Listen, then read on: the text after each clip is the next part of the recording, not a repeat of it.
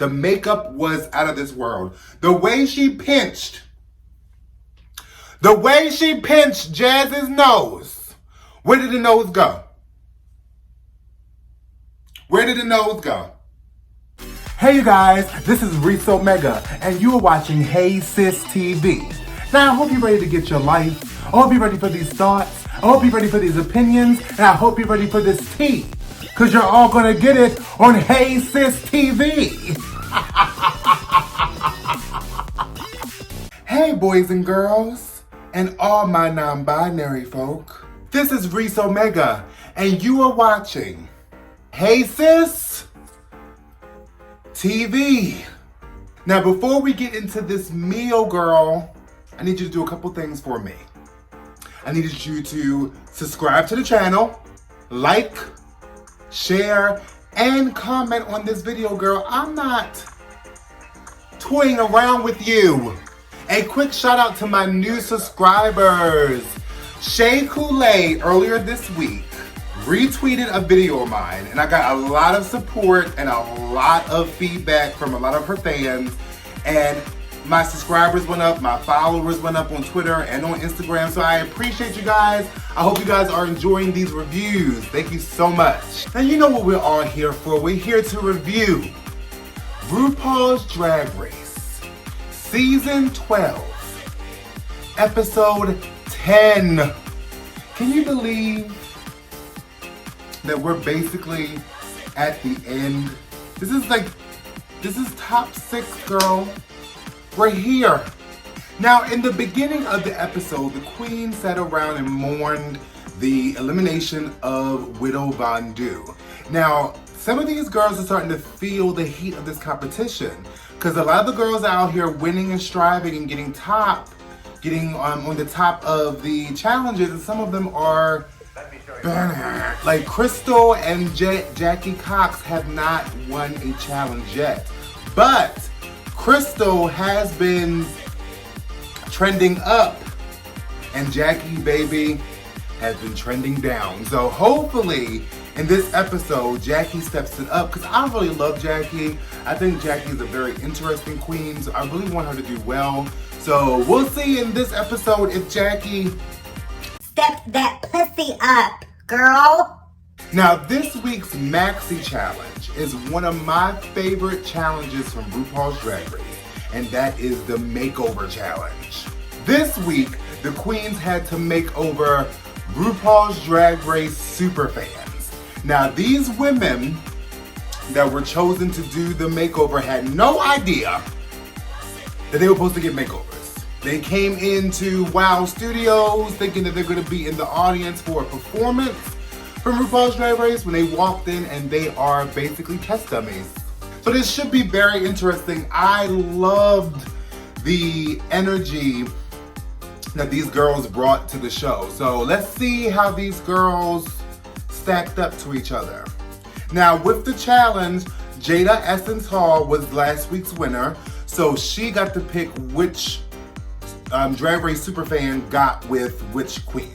I'm going to do Eat, Choke, and Devour to the Superfan Makeover Challenge, honey. Let's see how these queens did with this challenge. It was interesting, to say the least. But we'll get into it, honey. Now, for this week's runway, the category was Drag Family Resemblance. So let's see how these queens did. The first drag family up on the runway was Heidi, Aphrodite, and Honey Almighty. Now, before I get into the critique of Heidi's performance, now, I'm starting to feel like every week Heidi's changing her name. Okay, we done went through Heidi in Closet, we done went through just Heidi, we done went through Heidi Hydrates. Is she gonna pick a name? Is she not gonna pick a name? The Instagram still says Heidi in Closet, so I don't know. Maybe it's a interchangeable last name. I have no idea. But let's get into the performance. Now, with Heidi as the queen herself, I loved her disco look. It was very Diana Ross. It was very late 70s. I loved it. The sparkly one-piece draped outfit. I loved every moment of it. Now, her makeup was still questionable to me. Her makeup. The hair was very Donna Ross. I couldn't complain about the hair. Now, what she did with Honey Almighty, okay? Honey Almighty's makeup was perfect. Now, I don't know if Heidi really paid attention and really was very intricate in how she did Honey's makeup, but the makeup was perfect, the hair was perfect. I did not like what she chose to put on Honey Almighty. This dress was very pedestrian. It was very like off the rack, maybe at a old-fashioned big girl clothing store. I didn't enjoy it at all. I don't think it matched Heidi Aphrodite's energy at all. Like, I think she should have gave her the same feel. It should have been a sparkly, disco-esque outfit. It should have had, you know, with tassels and lots of fun. Like, you're making a drag, like this is your drag daughter. Show family resemblance. Like, if Heidi didn't explain it, I would not think they were like, I wouldn't think Honey was a disco era. Now, what I did love about Heidi and Honey was Honey had some really bad like childhood trauma about teasing and bullying, and she was very insecure about showing her legs and, you know, just not feeling so good about herself. And I love the way Heidi, in a very warming, loving way, a very motherly way, got her in a mind space where she can go out there with her legs out and all that beauty. So even with the look not matching each other, because Heidi made Honey feel so comfortable, I have to give this whole presentation an 8. She ate that meal, sis. She ate it. Heidi Aphrodite looked good herself. I think she made Honey's makeup look beautiful and the hair was beautiful. It was just the dress that was a little off for me. But because she built Heidi up, she ate that meal, girl, to completion. The next drag family up on the runway for the category of drag family resemblance was my girl Jackie Cox and little Snacky Cox. Now, I loved Jackie Cox and little Snacky Cox presentation of a disco night. They did the disco era a little bit better for me than Heidi did. Like, Heidi herself was disco, but Honey was not. This was a perfect marriage between the two. I think the family resemblance was there. I love little Snacky Cox energy and her attitude. Like, she had a perfect drag persona, drag stance. Like, I just loved little Snacky Cox. I think they reminded me of like mob wives of the 70s, like the little Italian wives that the husbands were out there putting bodies in the river, but they were home in all their designers, and I just loved the whole energy of it. But little Snacky Cox was everything. She was the perfect drag daughter. So I give Jackie Cox and little Snacky Cox an 8. They ate that meal, girl. I'm not sure, what was missing from the judges, but I see the family resemblance. I loved every part of it. 8. The next drag family up on the runway was my girl, Jada Essence Hall, and her new drag daughter, Jazz Essence Hall. I love every single morsel of this drag family resemblance category for Jada. She did perfectly. The family resemblance was there from the hair down to the toes. I love the dress, the dresses that she chose to pick for Jazz and for herself. I love the hair choice. The makeup was out of this world. The way she pinched Jazz's nose. Where did the nose go? Where did the nose go? She pinched Jazz's nose for every inch of her life, and I loved it. Now, with Jada Essence Hall, I'm also impressed at how she coached Jazz, because we all know when they were rehearsing and getting things together, Jazz was not feeling those heels, girl. Those heels were too much for her, and she was struggling, and Jada was very nervous. So I loved how she coached her. She made sure that she felt comfortable. She made sure she got these points right, the walking right, everything was together. You couldn't even tell that she was uncomfortable in those heels. And I kind of loved how Jada played on that on the runway. She played on her not being good in the heels, because when they came out, she was like, kind of like teaching her like stand up straight and walk like this. Just to show that that's my daughter. She might walk a little funny because I'm teaching her how to do this. So, we all know what I'm going to give Jada Essence Hall and Jazz Hall. They devoured that meal. Devoured it completely. Not one piece of food was left on the runway. What else can I say? Look how she ate that. The next drag family on the runway was Crystal Method and Opal Method. I gotta take a drink before this one.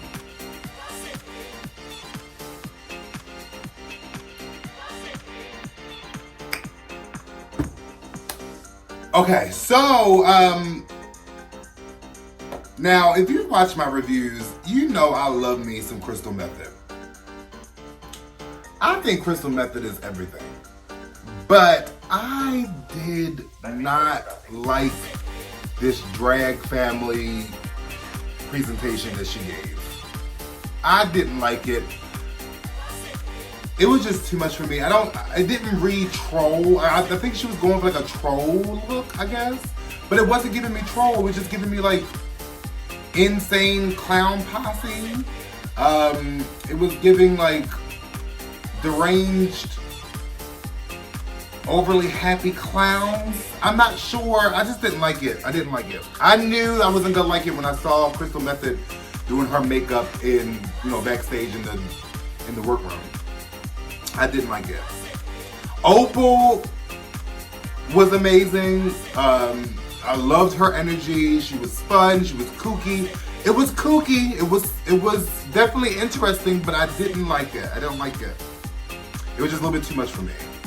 And also with the makeup, like Crystal didn't get the back of Opal's neck, so it was like all yellow and then a white person neck, a beige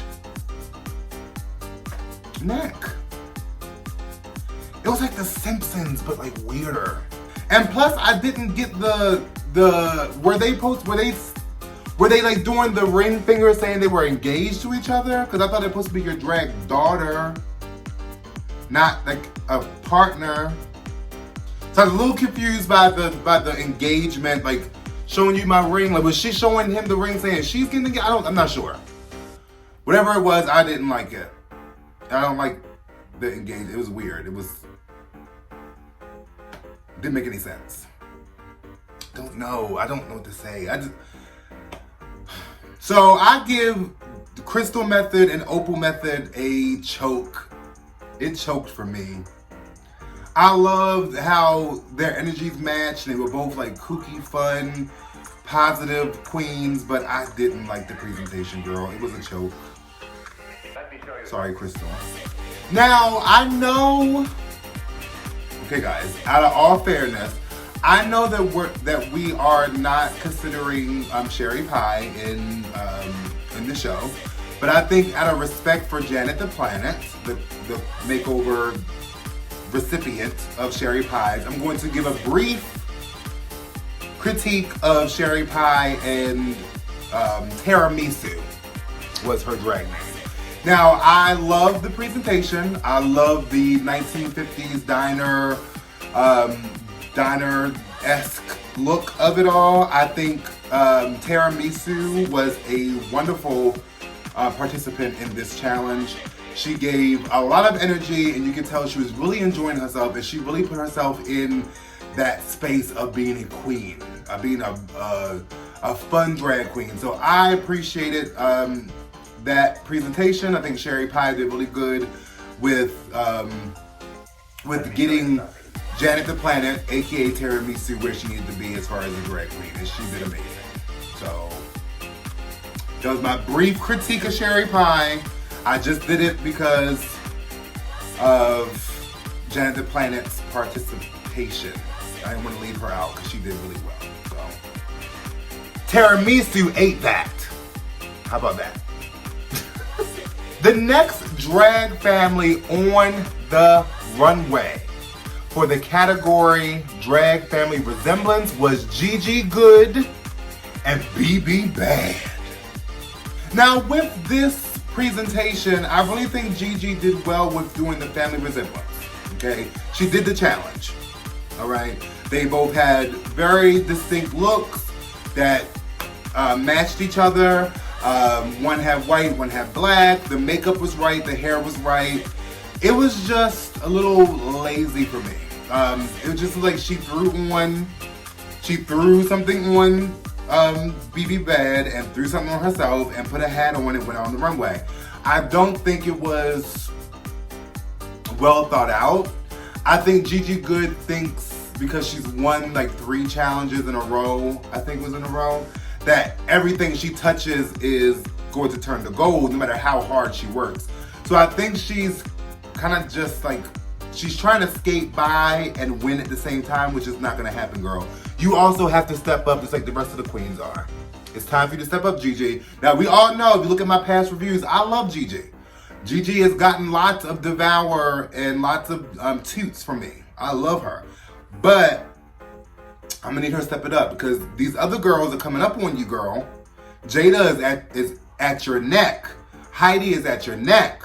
So overall, I give Gigi Good and BB Bad an 8. They ate their meal to completion. Okay, they did. They ate every bite. A little bit lazy. They ate it slowly. They got an 8 nonetheless. All right. So after the runway, the judges deliberated, and the winner of this week's Maxi Challenge was my girl, Jada Essence Hall. Won her 3rd challenge, honey. I told you, Gigi, she coming for you. Stop playing. So I'm very, very, very happy for my girl, Jada Essence Hall. I think Jada Essence Hall deserves to win this whole competition. She, to me, has one of the best track records on this season. So I'm so happy that she won her 3rd challenge. Congratulations, Jada. And after Jada won, the bottom 2 were selected. The bottom 2 were Heidi, Aphrodite, and Snacky Cox. Now, with these 2 selected for bottom, I totally agree with Heidi being in the bottom. I don't think she did well with cultivating a look for her drag daughter. I think she could have done so much better with the dress choice. I think Heidi, Aphrodite spent more time on how she looked versus on how her drag daughter, Honey Almighty, looked. I understand that bottom. I don't think that Jackie should have been in the bottom, to be honest, because I think there was a clear resemblance between Jackie and Little Snacky. So I don't really understand why she was in the bottom. I liked her presentation. I personally think Crystal should have been in the bottom, but I'm not a producer of the show, girl, I don't know. So they lip synced to Kill the Lights by Alex Newell. Now, I never heard this song, so this is my first time hearing it. I think that they both did an amazing job at presenting this song, okay?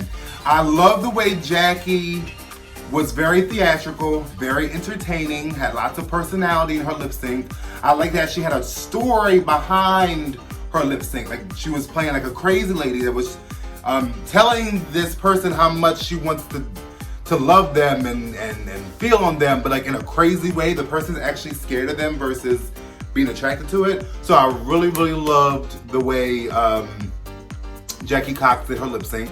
With Heidi, Aphrodite, Heidi did what I knew she was gonna do. She would go out there and buck the house down. She was doing all the dances, all the high energy moves.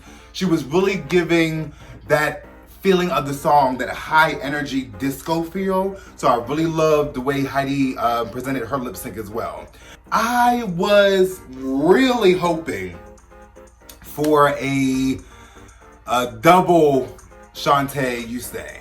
So when I was watching this lip sync, I was like, I can't choose between these two queens. Like, these two queens are giving it their all.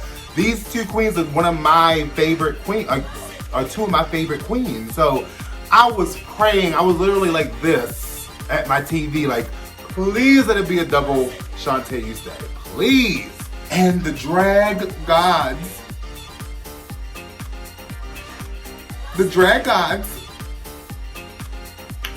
blessed me with,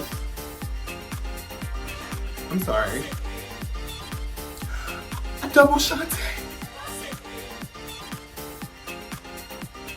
Both my girls got to stay. Jackie Cox got to stay another week, and Heidi Aphrodite. Now, is Heidi Aphrodite's name gonna be different next week? I don't know. Stay tuned. But I was so happy that these two queens got to stay. I was like almost in tears because they just to me have done well, not consistently, but you can tell they won it. So I didn't want to see them leave at all. Now this week, I don't really have a top 3 queens of the week. This week I only have 2 top girls that I think did amazing. Now, my top 2 girls this week is Jada Essence and Jackie Cox. These 2 girls to me did the best family resemblance with the looks and the super drag race fan makeovers. So I give those 2 girls an applause for turning it out, in my opinion. I don't know about you, girl.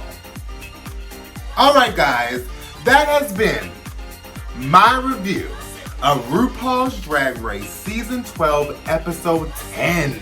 Now let me know in the comments, who was your favorite this week? Who did you think choked on the challenge this week? Who was your favorite Drag Race superfan makeover? Which queen was your favorite? Let me know in the comments. If you disagree, girl, I don't care. I don't give a care. Let's debate. Now I don't care what part of the day, what part of the night, what part of the week, what part of the weekend. I hope you enjoyed this video. And make sure you like, share, and comment this video, and subscribe, girl.